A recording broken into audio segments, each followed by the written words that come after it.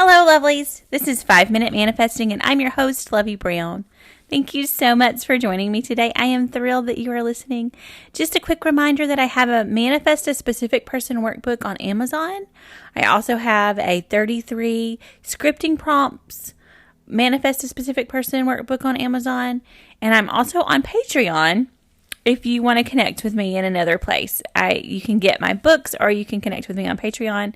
In the Patreon group, it's just kind of getting started, but I will do posts and I will definitely answer questions in the comments, and I will also do podcasts based on your suggestions on the Patreon.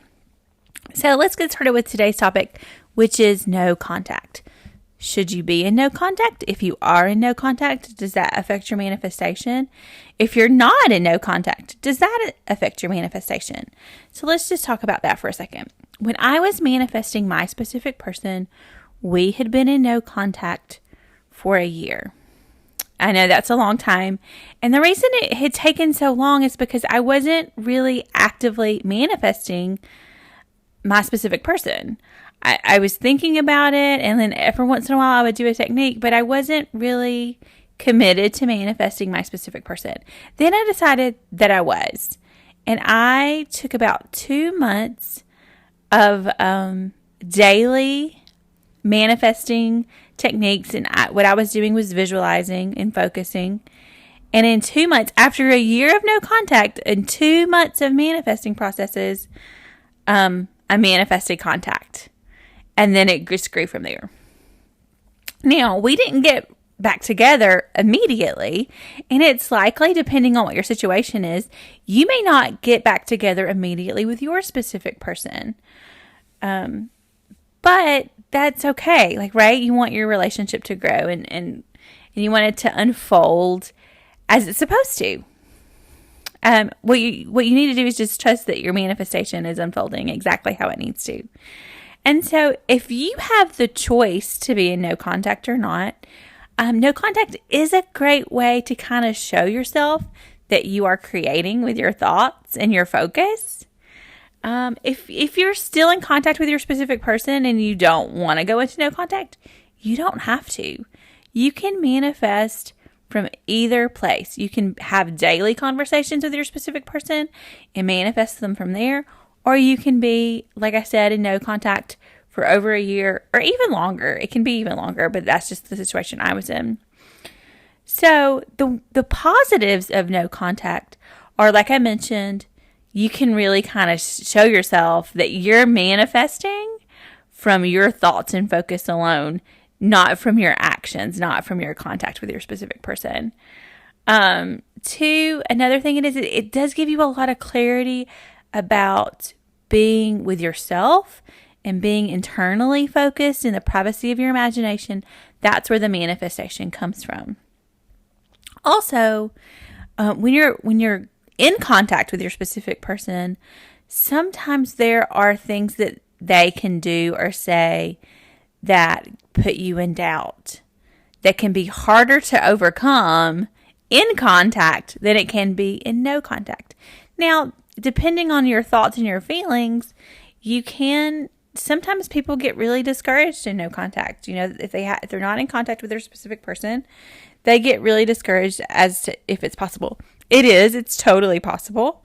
And you don't have to let that affect you. But if it does, and you have the choice of being in contact with your specific person, like they haven't blocked you, or, you're in casual contact with them, that's okay. You can really go either way. It's really up to you and what's most comfortable for you. Now, if you are in contact with your specific person, I want you to be careful that you're not using your contact with them to chase them, because that can interfere with your manifestation, right? Now, but that doesn't mean I don't want you to hold back from inspired action. And sometimes it can be hard to tell the difference. So let's talk about what the difference is. So inspired action, if it's an inspired text message, you just pick up your phone and you send it and you walk away and you're not even thinking about it. Now, if you're debating, like, should I send this text message to my specific person? Should I do it or should I not do it? Should I call my specific person? That's probably not inspired action, right? So it's all about how it feels. So inspired action will feel really natural. And in a lot of cases, inspired action will be so clear that you'll just do it and not even think about it. Now, sometimes you can, scare yourself a little bit because you just took this action and you don't know what's going to happen. And that's okay. Don't be afraid. This is another thing I want to say. Every day in a manifestation can be day one if it needs to. Every moment is a new chance to start over. So you can't really mess up your manifestation. And maybe we'll do another podcast about that, about messing up your manifestation. But so no contact or contact. It's entirely up to you. It's entirely up to how you feel about whether you want to be in contact with your specific person while you're manifesting them or not. And either way it works.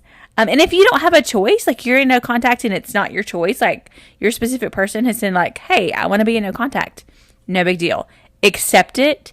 Just accept it inside of yourself and don't take action on the outside. You want to fully honor what they've asked of you. And if it's no contact, it's no contact. And then you go and internally and change it through your imagination. And then your assumption, and then what you create in your imagination, you're going to assume my specific person wants to be in contact with me. My specific person wants to be in contact with me.